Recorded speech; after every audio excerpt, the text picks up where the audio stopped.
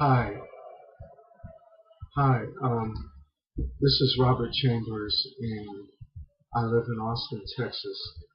And Brady was my pastor at Texas A&M, and wanted to share some Brady stories.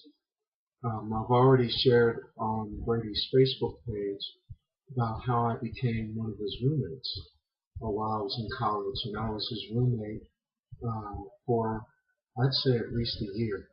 Um, I have a lot of Brady stories. Um, one of them that comes to mind was I didn't, as a young believer, I didn't know how to worship God. And I remember coming to him and just asking him, hey, how do I do that? And Brady's response was, well, why don't you just come watch me do it? And you can learn that way. And which I did.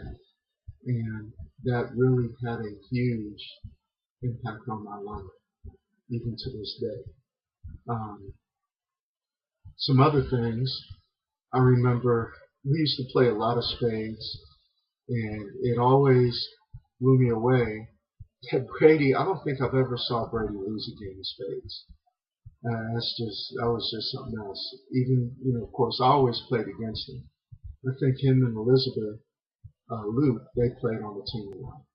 Um, but I always seemed to lose in spades. And I also remember coming home from class one time, and Brady and Randy had a dead deer on the table. And of course, me being from Pennsylvania, never saw that before. And they proceeded to cut it up so we can have meat for a month. Almost like Forrest Gump, we had all types of deer meat. The deer, everything from deer sausage to deer spaghetti to deer steak. Just deer for a month. And then, um, last thing I want to say is that when Brady came by to visit me about a couple of years ago, and I was telling my wife that Brady was going to come by and visit, and she said, "Oh, you love Brady? I can't wait to meet him."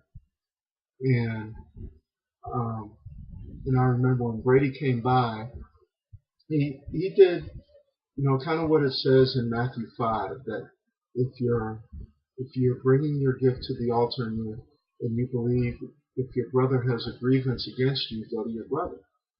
And so I remember Brady, he comes and he says, hey, in that soft teddy bear voice, he said, if I've offended you in any way, if I hurt you in any way, I just want to apologize. And I told him, I said, you haven't offended me, you haven't hurt me at all.